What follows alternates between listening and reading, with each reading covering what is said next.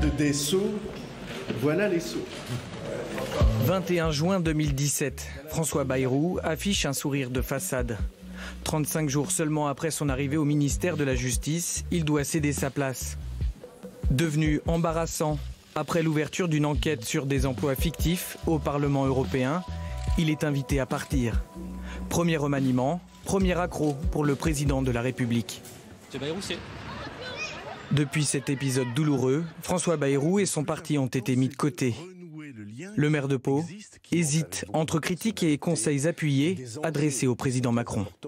Ces dernières semaines, en effet, cette présence du projet porté par le président de la République au sein de l'action gouvernementale s'était un peu effacée. Qu'il y ait des difficultés, il y en a en cette rentrée.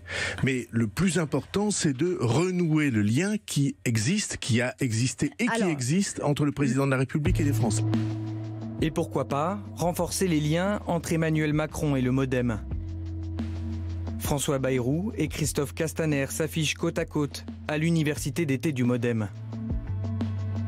Sur scène, François Bayrou se place à nouveau en vieux sage de la politique française. L'Élysée est un lieu clos. Trop. Eh bien, il y a un remède tout simple, il faut en sortir. C'est un lieu où l'on se sent assiégé. Eh bien, il faut rompre le siège en s'adressant le plus directement possible et le plus régulièrement possible aux Français. Le remaniement offre à François Bayrou une opportunité de peser un peu plus. S'il ne souhaite pas devenir ministre, il révèle qu'il murmure quotidiennement à l'oreille du président Macron. Mais il se trouve que j'ai la chance de parler avec le président de la République, pour ainsi dire, presque tous les jours.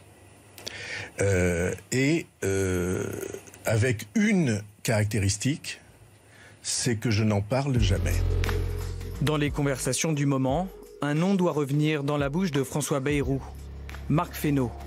Président du groupe MoDem à l'Assemblée nationale, il est pressenti pour remplacer Stéphane Travert au ministère de l'Agriculture.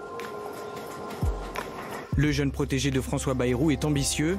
Il avait présenté sa candidature à la présidence de l'Assemblée nationale face à Richard Ferrand. Alors que son groupe ne compte que 47 députés, il avait obtenu 86 voix. Un succès qui conforte François Bayrou alors qu'il doit négocier un accord avec La République En Marche en vue des prochaines élections européennes. Merci à vous.